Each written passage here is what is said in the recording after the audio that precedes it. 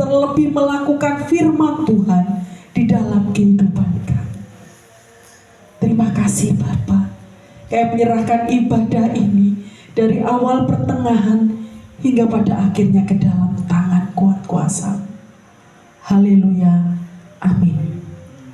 Bapak Ibu yang dikasih oleh Tuhan, firman Tuhan hari ini mari kita buka bersama-sama di dalam Lukas 18, satu ayat saja. Kata Yesus, apa yang tidak mungkin bagi manusia, mungkin bagi Allah. Kita ulangi sekali lagi. 3, 2, 1. Kata Yesus, apa yang tidak mungkin bagi manusia, mungkin bagi Allah. Amin. Salam Bapak Ibu yang dikasih oleh Tuhan. Shalom. Bagaimana kabarnya hari ini? Puji Tuhan, sehat, luar biasa. Report Pak Pujiono? Sehat. Oh iya, tapi kan makannya enak toh. Wah, itu sudah puji Tuhan. Karena jenengan kan Pujiono. Begitu. Betul. Iya. Ya, Bapak Ibu yang dikasih oleh Tuhan, khotbah hari ini kami beri judul Ketika Semua Terasa Tidak Mungkin. Ngoten nggih Pak Pujiono. Ketika semua merasa tidak mungkin. Jadi mungkin saat ini panjenengan, saya, ataupun dulu-dulu ataupun pernah merasakan yang namanya di titik paling rendah. Mungkin kalau saya pernah. Pak Katon pernah? Oh iya. Setiap kita pasti, Mah, kalau tanda Mama pernah? Pernah.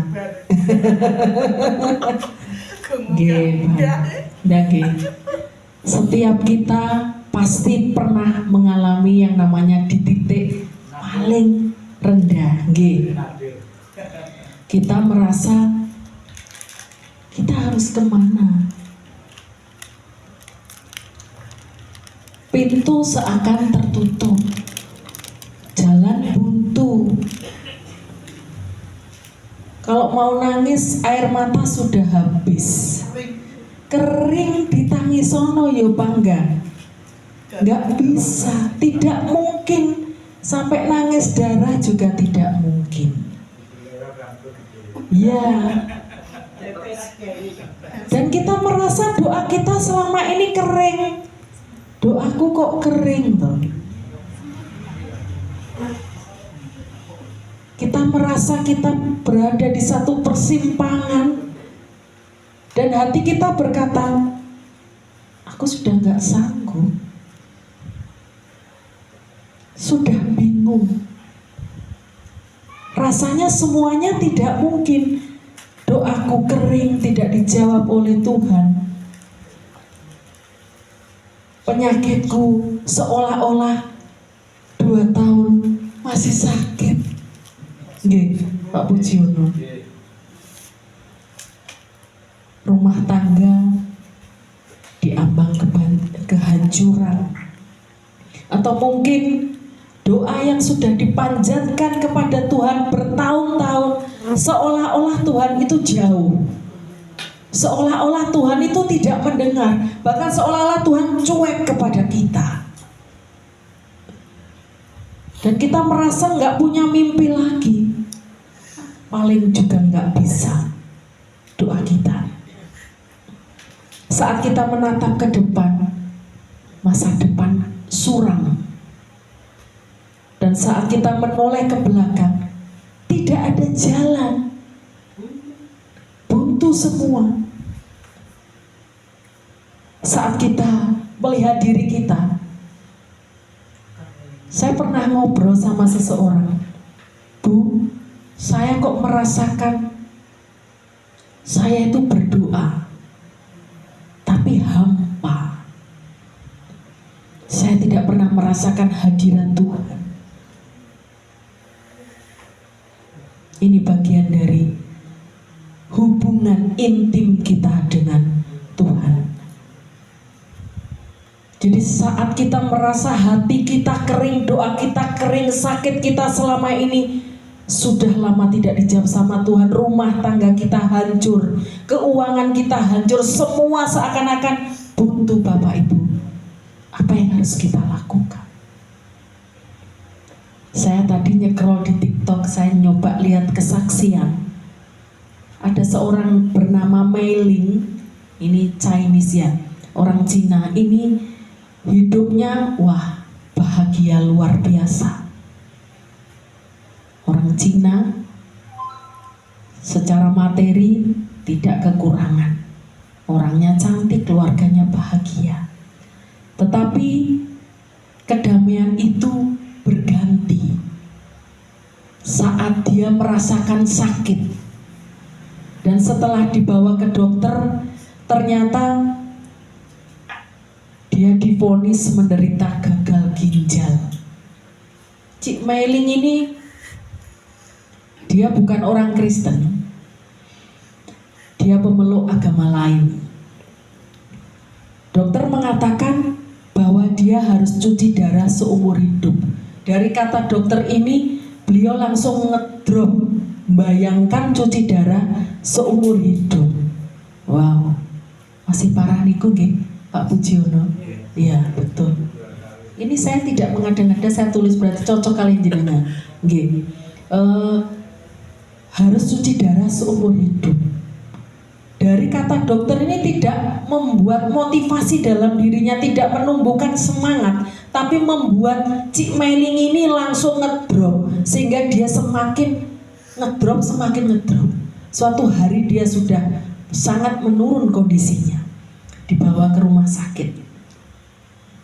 Keluarganya datang menjenguk, dia sudah hampa, dia merasakan hidupnya diambang kematian. Dia tadi judulnya diselamatkan dari tepi kematian, tadi saya melihat. Lalu Cik Meiling ini ngomong begini, doaku sudah lama tidak dijawab sama Tuhan. Dia nantang sama Tuhan. Tuhan, kalau Engkau memang ada, datang ke sini, sembuhkan saya. Dia nantang Tuhan begitu. Di rumah sakit dalam keheningan, dia sendiri. Pas anaknya lagi keluar, dia ngomong, Tuhan, kalau memang Engkau sosok yang ada, yang nyata, datang ke sini, sembuhkan saya. Saya akan menjadi orang yang baik. Ternyata didengar oleh perawatnya. Nah, perawatnya ini Kristen. Lalu perawatnya datang menghampiri, Ibu mau saya doakan? Ya, nggak apa-apa, asalkan saya sembuh. Kalau ibu yakin dan percaya sama saya, Tuhan saya ajaib. Mari saya tumpang tangan pada perutnya ibu yang sakit. Ibu bilang amin.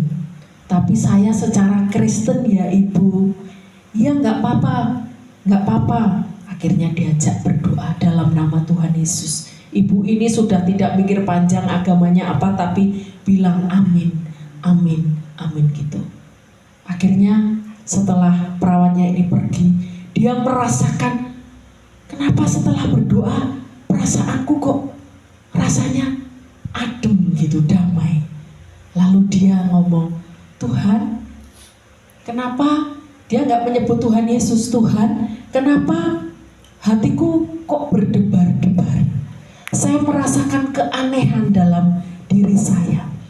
Lalu malam hari dia menyebut Tuhan, terima kasih.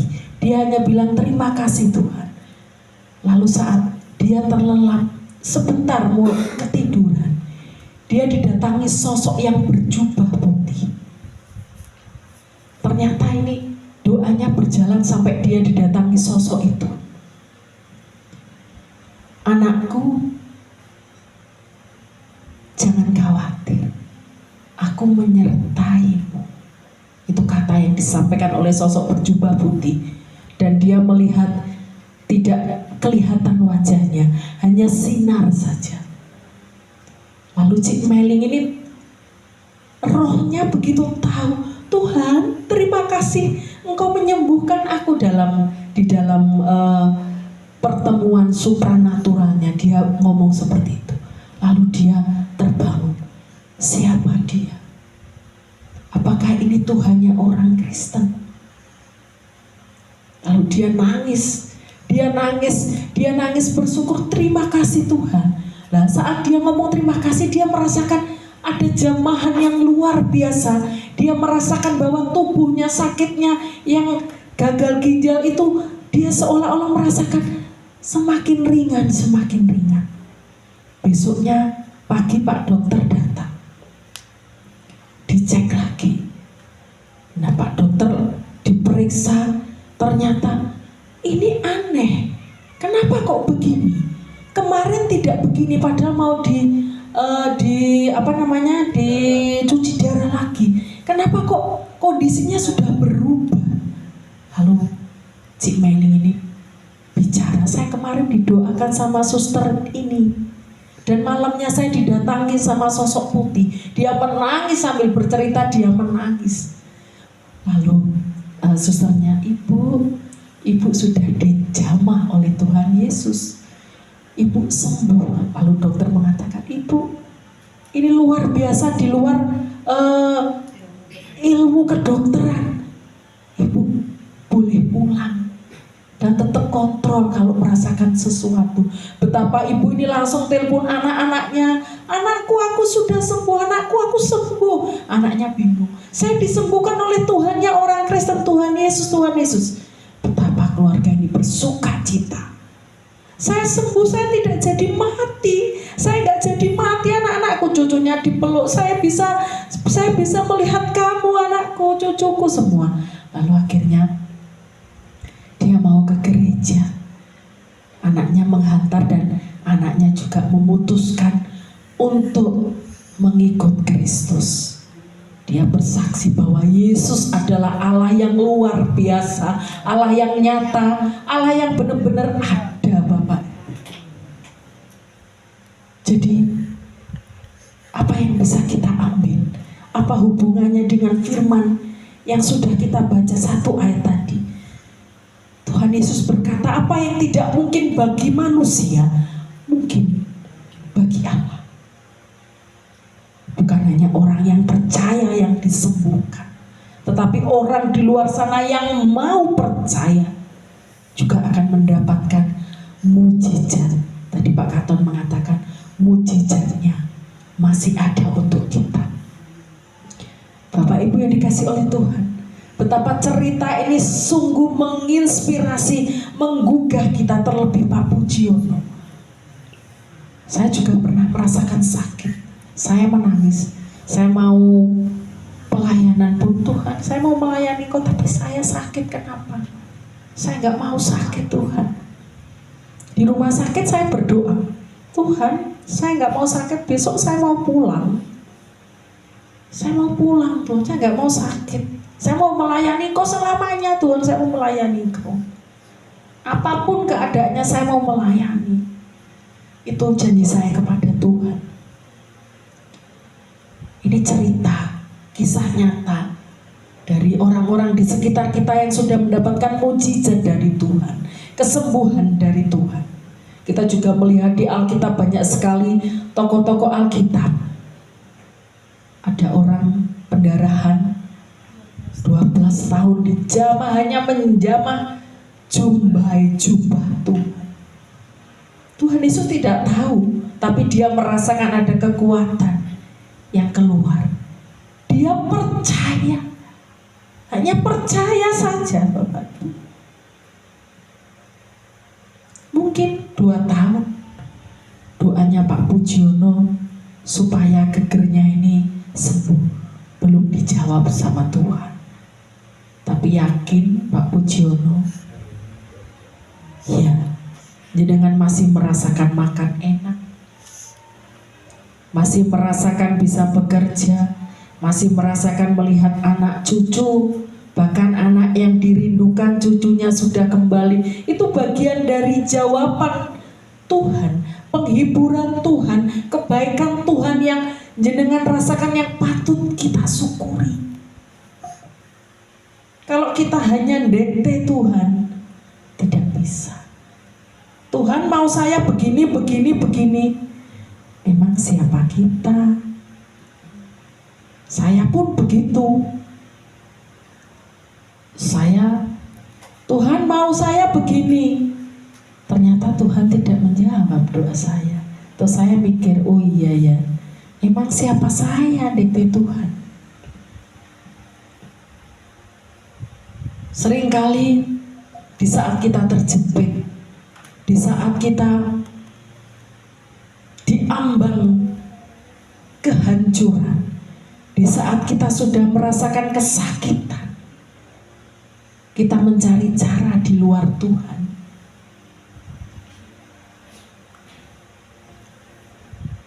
Saya ingat sekali anak saya Balkis yang meninggal itu, dulu sakit juga nggak sembuh-sembuh. Saya ingat orang ngomong A, saya datangi.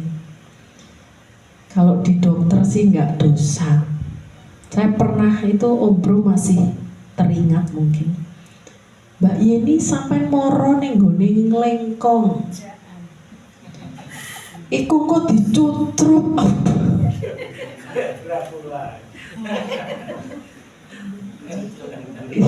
Betul. Saya ingat itu, ya Tuhan, ampuni saya. Saya ajak ke sana, saya gocengan sama Om Bro juga. Diterno ning omahe wong iki, omahe wis rusuh, wonge rusuh, ya ampun. Itu dicutrup sininya. Iki lho metu gede kok, ya aku percaya Gusti. Itu betul saya lakukan saat itu. Anak saya pulang juga berubah. Wah, nggak sampai meninggal. Budhe calone ya asli. Golek-golek no dukun apa model apa wis. Saya pijatkan sampai budhe mijetno sampai ke Blitar. Aduh. Bocah sikile dawa dolang-dolang yo bangetan yo. Gitu Pak Mujiono. Kami juga pernah mengalami, bahkan sampai anak saya mati, saya marah sama Tuhan. Tuhan, katanya kau sang penyembuh.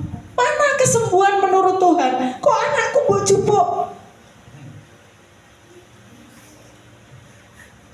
Memang seringkali apa yang kita jalani tidak seperti apa yang kita inginkan. Tapi Tuhan lebih tahu. Kalau sudah seperti saya sudah menyadari, oh iya, kalau anakku urip terus dan ini yang ini, saya sekarang menyadar. Betul Pak Katon.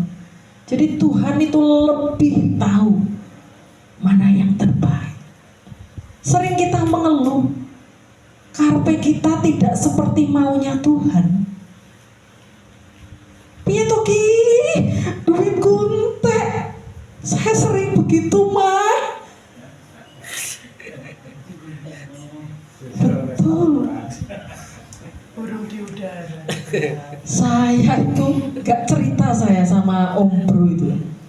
Uang saya habis. Anak saya waktunya bayar. Maaf ya Pak. Saya nangis sama Tuhan. Saya gak pernah cerita sama siapa-siapa. Saya nangis sama Tuhan. Tuhan ki duitku entek. Anakku sesok wali murid SMA ki jelas sembayar. Neng ATM ki enek duit mah. ATM loro bae kosong. Iki piye to? Akhirnya saya nyoba PIP-nya anak saya. Aurel. Gini sekolahan kok ya wis cair SD. Tapi SMA kok belum dikasih tahu. Saya tuh kalau masalah uang itu gampang ingat. Bahkan pinnya itu ding, pinnya apa ya? Saya ke ATM BCA tak cek BCA kayak duitnya jati mentek wes nggak ada semua. PIP karek PIP tak jegoran klik 112233. Lah kok bener toh? Cek saldo PIP sekarang bisa dicek kayak ATM. 1.800.000 ki opo ki? Tenaga iki. Kaget saya. Iki aku ini kartu ini. Coba tak ambil 1.800.000 saldo Anda tidak mencukupi. 1.750.000 kelunting metu duitnya agak bujuk. Tuhan Yesus, aku lo gak mau umbar Tuhan. Ini bener. Tuhan luar biasa. Mbak tak telepon, Mbak, ada kabar baik. Apa mah? Kamu pasti suka. Nyapa mah? PIP mono enek duitnya Mbak piro mas 1.800.000. Bayu mah, ini duitku. Iya Mbak, tapi sesuk dibayar ya. Iya mah.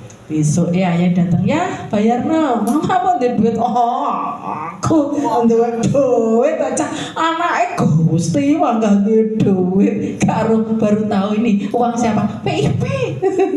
Lah itu luar biasanya Tuhan. Di saat kita merasa jalan kita sudah buntu, nyatanya Tuhan memberi penghiburan. Kok yo dielingno pinku muga gak eling yo duit panggane kono ae.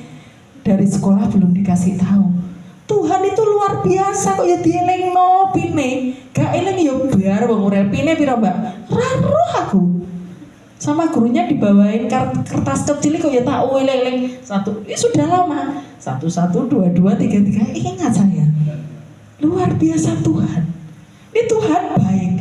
Ini saya sering mengalami betapa Tuhan menolong dari hal-hal yang kecil. Pulang ibadah, pulang membersihkan gereja, malah aku gak masak.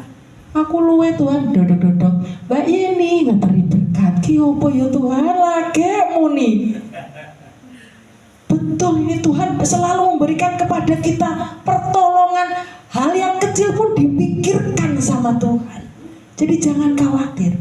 Kalau sampai saat ini doa kita, keinginan kita belum dijawab sama Tuhan, berarti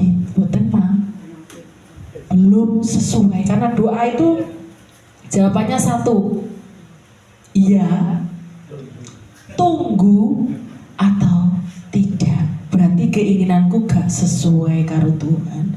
Loh keinginanku kakean reno-reno loh Mas. Tidak sesuai dengan Tuhan ya mesti ojo ya. Kowe golek tak keingini mesti kemelindi ya, itu bisa jadi. Akhirnya ya seperti itu. Mungkin jenengan juga begitu Pak Pujiono. Mari kita cari sendiri, kita gali. Kenapa doa kita belum dijawab sama Tuhan? Dari kisah Cik Meling tadi kita melihat Cik Meling bukan orang percaya, tapi dia mengimani dan dia menjadi percaya. Ada banyak jalan dari Tuhan yang mungkin tidak pernah kita pikirkan. Ada satu lagu, jalanmu tak terselami oleh setiap hati kami, tapi satu hal ku percaya, ada rencana yang indah. Jadi kalau saat ini jalan Tuhan yang kita jalani tidak terselami, tidak bisa kita pikirkan kemana arahnya, tapi yakin dan percaya ada satu rencana yang indah yang Tuhan sudah siapkan dalam kehidupan kita. Kesembuhannya Tuhan pasti akan datang. Jenengan minta anaknya datang, yakin Tuhan pasti akan menjawab setiap doa kita. Sabar, tetap mengimani, tetap yakin. Bapak Ibu yang perlu saya share, jenengan berdoa tidak harus kita tunduk kepala, tidak. Saya selalu setiap saat tuh ngobrol sama Tuhan. Mah berdoa ya. Saya setiap saat berdoa, Tuhan tolong aku, Tuhan tolong aku, tolongan aku. Itu sudah kita ngomong, berdoa itu kita berbicara dengan Tuhan. Di jalan pun naik motor, Tuhan tolong saya. Dimanapun Tuhan tolong saya, Tuhan tolong saya. Kita sudah selalu menjalin hubungan intim dengan Tuhan. Yakin dan percaya Tuhan akan memberi pertolongan. Apapun yang menjadi permasalahan kita saat ini, permasalahan keuangan, jalan buntu, sakit, penyakit, keluarga kita, pasti akan dipulihkan sama Tuhan. Asal percaya, kita tunggu jawaban dari Tuhan. Mujizat pasti ada. Karena kata Yesus, apa yang tidak mungkin bagi manusia, mungkin bagi Allah. Berbagailah yang mendengarkan sabda firman Tuhan, bahkan mampu melakukan dalam kehidupan sehari-hari. Amin. Mari pujian ini